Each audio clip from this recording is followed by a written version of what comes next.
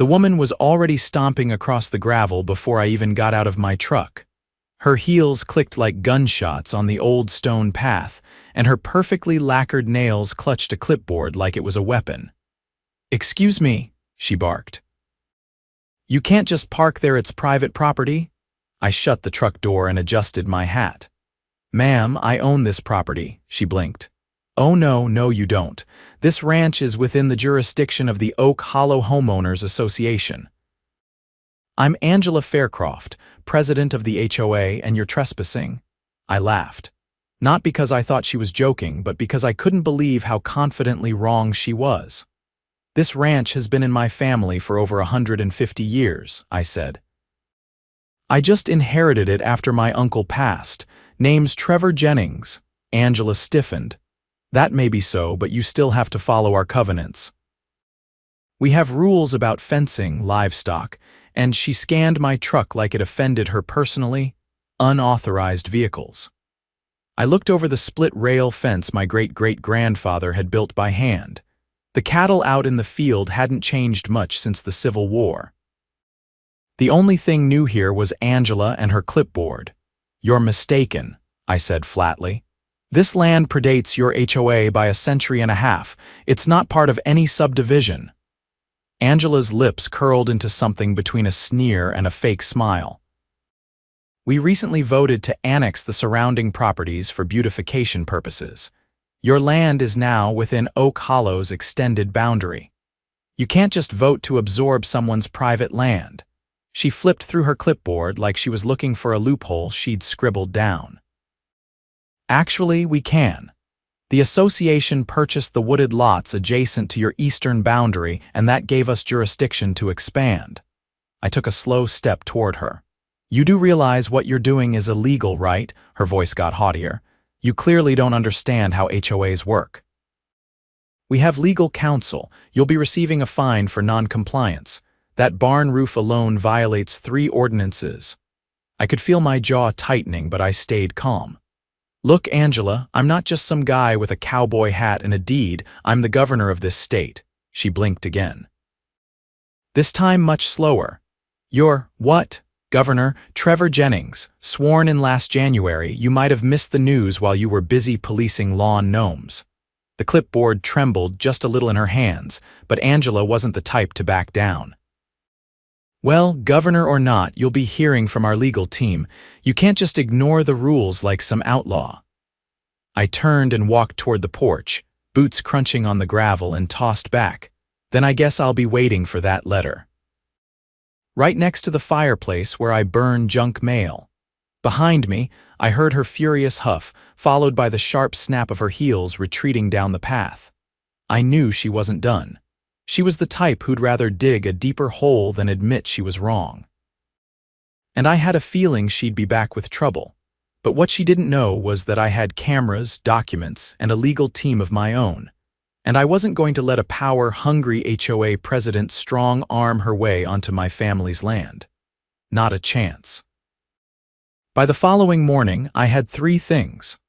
A fresh pot of black coffee, the original surveyor's map dating back to 1873, and a phone call from my state attorney general, who also happened to be an old college buddy. He laughed harder than I'd heard in years when I told him about Angela's little annexation fantasy. "She really said that?" he choked out. "Word for word," I said. "She thinks she can expand HOA borders like she's building a theme park," he whistled. "You want me to send someone from the land registry to set her straight?" "Not yet. Let's give her a little more rope. I've got cameras up on the fence posts. Let's see how far she wants to push this." I hung up and walked out onto the porch, where the sun was just starting to slice through the mist rolling off the meadow. The cattle were calm, the barn cats were sunning themselves on the railing, and everything felt exactly like it should until I saw the white SUV creeping down the gravel. Angela was back. And she'd brought 2 men in polo shirts and khakis who looked like they'd been plucked straight from a strip mall security convention. One of them was carrying a measuring wheel. The other had a drone case. I met them halfway down the path. "We're conducting a topographic inspection," Angela announced before I could say a word. "We'll need access to your back pasture." "I don't think so." Her voice climbed a notch. "We have every right." Article 16 of our updated charter allows for environmental assessments in pre-approved zones. Pre-approved by whom? The board. The board doesn't have jurisdiction here. One of the khaki twins popped open the drone case and started assembling it like he was prepping for a military op. The other rolled the measuring wheel 5 feet across my gravel and began writing on a clipboard. I waved a hand at the camera mounted on the fence post. "That's 2 counts of trespassing, 1 unauthorized surveillance device, and a violation of state privacy statutes." Angela narrowed her eyes. "You're bluffing." I pointed toward the ridge behind the pasture. "There's a fiber line buried under that hill. Runs to a state-owned wildlife monitoring station. That land is protected. You fly that drone over it and you're looking at a federal charge." One of the polo shirts froze mid-assembly. Angela's face twitched. "You're just trying to intimidate us." "No, I'm giving you a chance to leave before you make things worse." The man with the wheel hesitated, then turned back toward the SUV. The drone guy followed, muttering under his breath. Angela lingered. She looked at the land like it owed her something. "You think you're above the rules, but I know your type. You think status puts you beyond consequence. It doesn't." I leaned in slightly. "You're right. That's why I follow the law. And that's also why I know when someone else is breaking it." She didn't answer. She just climbed into the SUV and slammed the door. I walked back to the porch and flipped on the monitor hooked to the cameras. The footage was crystal clear. Every word, every step, every illegal act documented. That evening, I drove into town. I needed to pay a visit to someone who might know more about what Angela had been up to before she came knocking on my land. Darla worked at the records office and had lived in Oak Hollow since long before it had a name. Her desk was piled with file folders, a half-knitted scarf, and a ceramic mug that read, "I can't fix stupid, but I can file it." When I told her what happened, she didn't look surprised. "She's gotten bold," Darla muttered.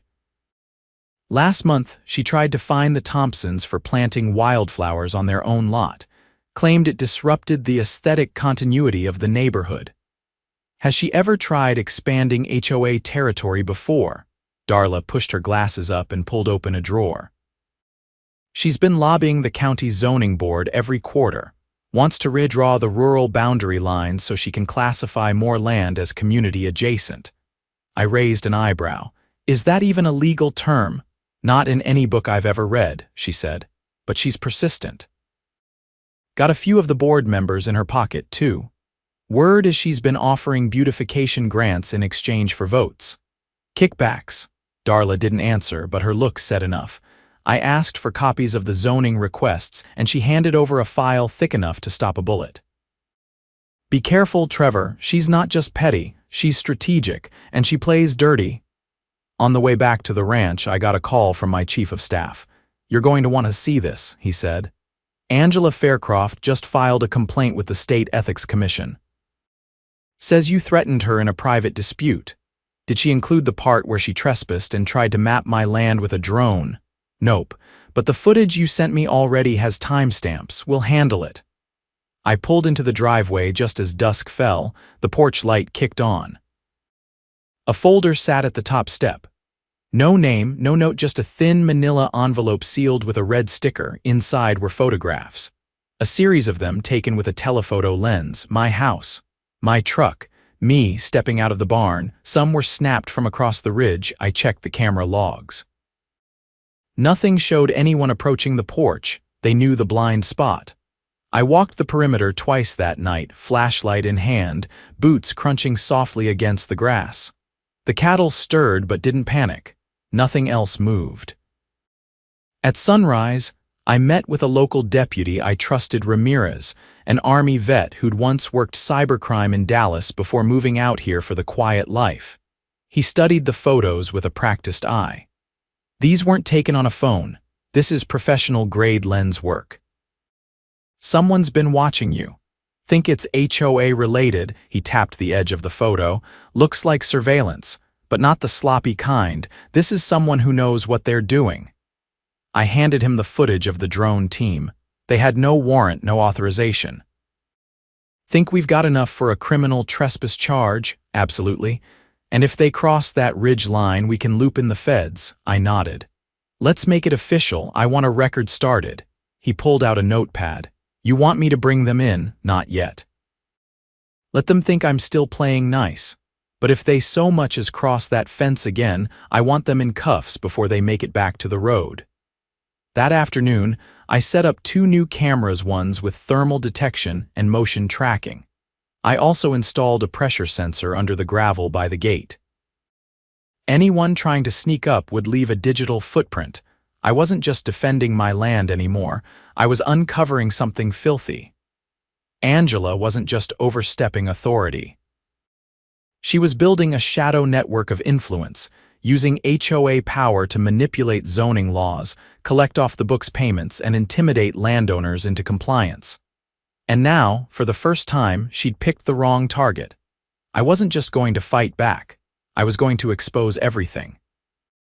The first real crack opened when I received a call from a woman named Evelyn Greaves. Her voice carried the weight of too many sleepless nights, the kind of voice that gets used to being ignored. She said she used to own a small property tucked between 2 of the new development lots Angela had beautified last spring. She didn't mince words. They forced me off my land, she said, told me it was condemned, that the county approved demolition. I didn't have the money to fight it. I asked a few questions. She answered each with specific dates and names, then she paused. You're the first person I've told this to who didn't hang up. I told her to meet me at the courthouse. Not the flashy state building in the capital, but the old brick one in the center of town, where the floors still creaked and the records clerk still hand-stamped every document. She showed up early, wore a faded denim jacket and carried a battered leather folder that looked older than I was. Inside it were photographs before and after shots.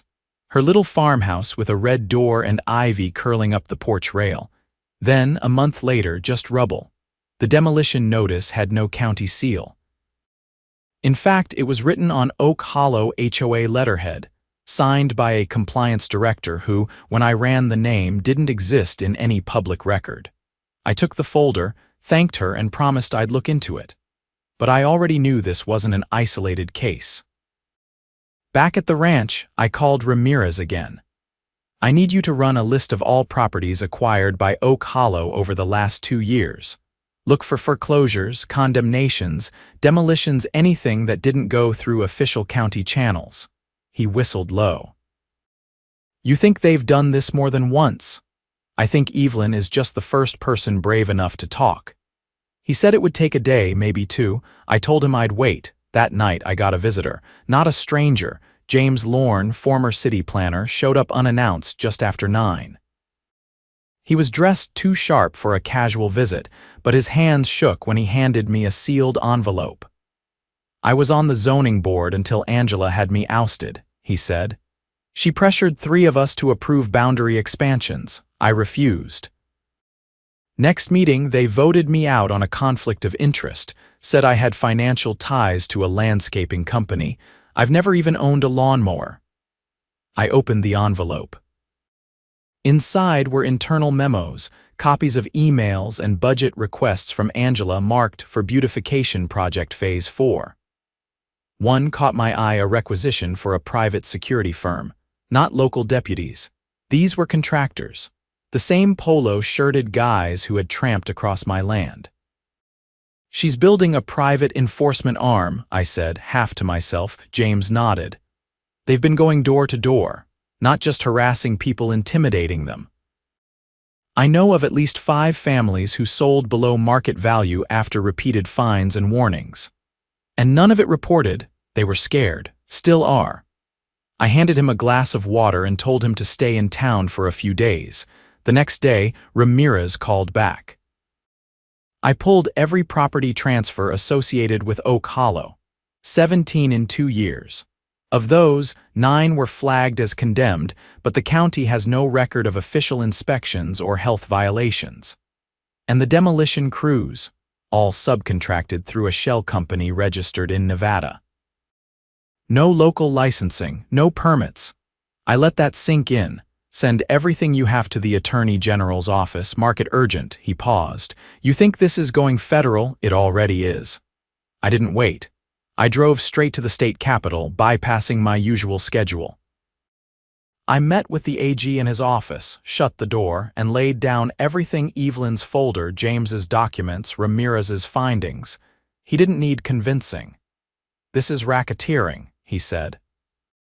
Housing fraud, abuse of power, coercion, probably money laundering if those shell companies are real. Then let's move, he nodded. We'll need to coordinate with state police and the U.S. Attorney's Office, but I want this airtight. 3 days later, Evelyn called again. Her voice was different this time, not scared, furious. They're watching me, she said. There's a black SUV parked across from my sister's place, same one that followed me to the grocery store yesterday. I told her to pack a bag and drive to the ranch.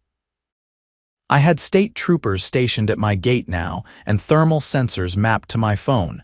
She'd be safer here than anywhere else. She arrived just before sunset, shaken but composed. I gave her the guest room near the back where the windows overlooked the creek. She didn't say much, just thanked me and asked if the door locked from the inside. That night I met with Ramirez and 2 investigators from the AG's office.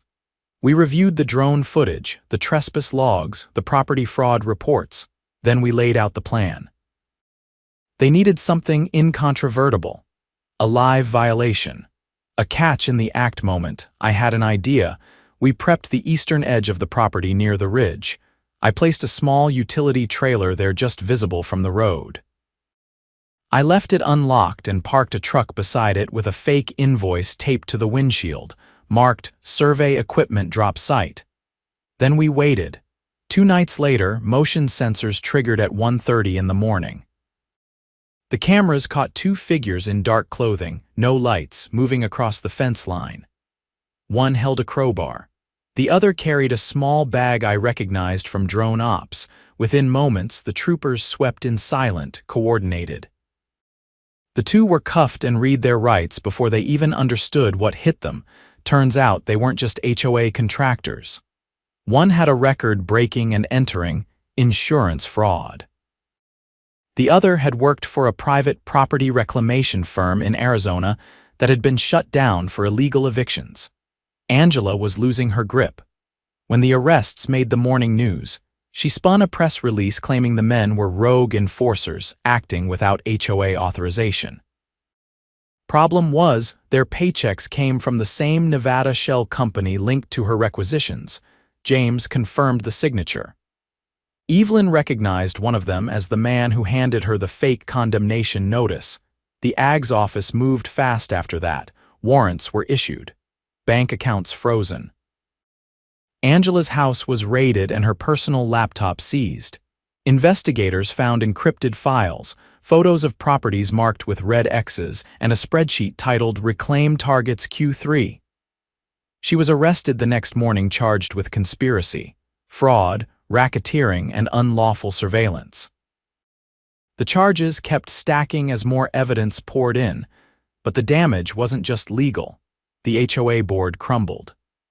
The vice president resigned after emails surfaced showing he'd purchased 2 of the condemned homes at a fraction of their value.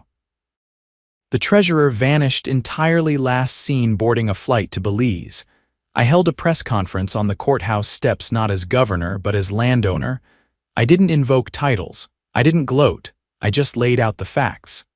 This was never about property lines. It was about control. About power being used as a weapon against the people it was meant to protect. That ends today. People clapped. Some cried. Evelyn stood in the front row, arms crossed, eyes locked on mine with a quiet kind of gratitude. That afternoon, the county zoning board reversed every annexation Angela had pushed. The properties were returned to their previous designations. Those who had lost land would be compensated, and the Oak Hollow HOA dissolved by court order. Permanently.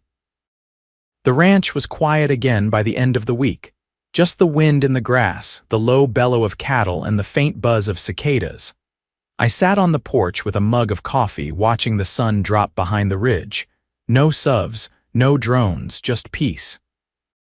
Evelyn stepped out beside me, wrapped in a light shawl. She didn't say anything at first, then, softly, "Thank you."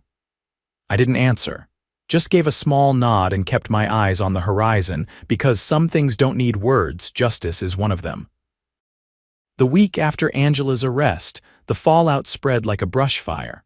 I kept my boots on and my schedule clear. The ranch had become a kind of gathering place for those who'd been burned by Oak Hollow's power games, and I wasn't about to send them away. Not when the full scope of what Angela and her board had done was still unraveling. A man named Curtis showed up first. Tall, lean, and quiet, he parked his truck at the edge of the property and waited until I waved him up. He took off his hat and said, "I used to be a county appraiser." I motioned to the porch. Used to be, he dropped into the old rocking chair like he hadn't sat in days. Angela had me reassigned after I flagged discrepancies in the property valuations. Some of the homes she acquired were listed at half market value. When I brought it up, I got a call from someone in the zoning office telling me to back off. Next week, I was moved to another district. I asked who made the call. He gave me a name I didn't recognize. That night, I ran it past the Attorney General's task force. Turns out the name belonged to a contractor who'd been brought in as a consultant during Oak Hollow's expansion review. No credentials, no certifications, just a trail of shell companies and post office boxes. The next day, a mother and her teenage son arrived. The boy had a sling on his arm. She didn't ask to sit. She just stood on the gravel and said, "They shut off our water for 3 days. Said we were behind on HOA dues, but I'd paid, I had proof." I asked what happened after that. My son tried to reconnect the line himself. Slipped, broke his arm. They said it was our fault for tampering with community utilities. She handed me a USB drive. I recorded the whole thing, the threats, the lies. I didn't know where to go until I saw what you did. I passed it to the investigators the same afternoon. They were already building a timeline. The new evidence pushed them to file additional charges, this time for negligent harm and utility fraud. That evening, I drove out to the border of what used to be Oak Hollow. The community signs had been removed by court order, but the damage was still visible. Lawns overseeded with gravel to comply with drought aesthetics, fences torn down for obstructing natural sightlines, and entire lots stripped of foliage because native plants attracted pests. An elderly couple stood outside their home, loading potted plants into the back of a van. I asked if they needed help. The man looked up and said, "We're leaving, sold to a family out east, we're too tired to fight anymore." I nodded and didn't try to change their minds. Not everyone had the stomach for justice. Some just wanted peace. Back at the ranch, Ramirez brought something unexpected. A flash drive recovered from Angela's desktop. It was encrypted, but the AGS tech team cracked it the same day. Inside were audio recordings, dozens of them.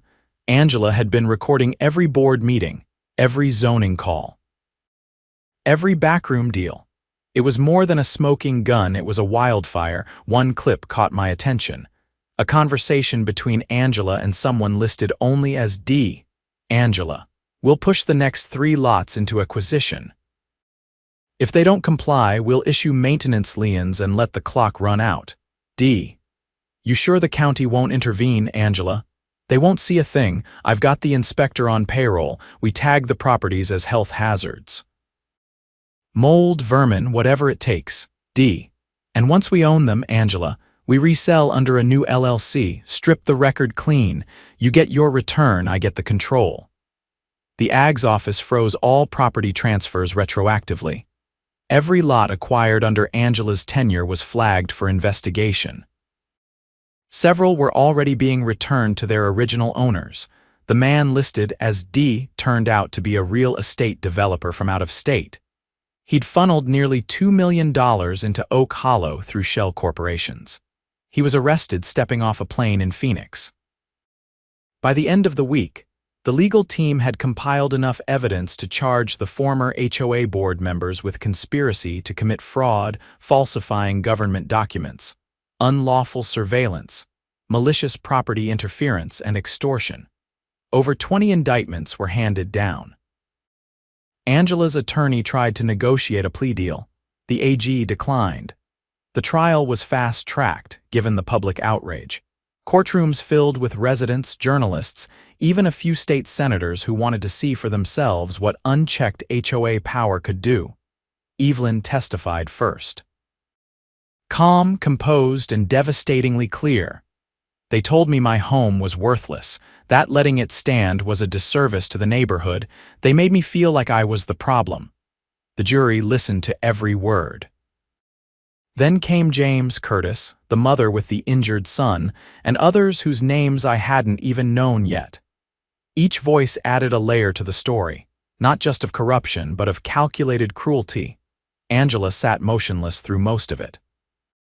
Her attorney whispered frequently, but she kept her eyes forward.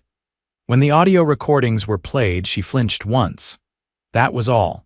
It took the jury less than 6 hours, guilty on all counts. Sentencing was scheduled 2 weeks later. She faced decades in prison not just for what she'd done, but for how long she'd done it without remorse. Meanwhile, the state legislature drafted a new bill, one I helped shape personally. It would place all HOAs under state oversight, require annual audits, cap fine amounts, and ban annexation of properties without unanimous consent from landowners. It passed unanimously. Back at the ranch, I hosted a cookout. Not a political event, just neighbors, families, and folks who'd been through the fire. The grill sizzled, kids ran through the fields, and someone brought a guitar. Curtis handed me a small wooden sign he'd carved himself. Burned into the grain were the words, "This land stands free." I hung it on the porch beam before the sun went down. Later that night, I walked the fence line alone, just to see if the quiet had returned. It had no trucks, no flashlights, no strangers lurking in the brush. The air was still. The stars were out, and the land, my family's land, was exactly where it belonged, untouched, unbroken, home.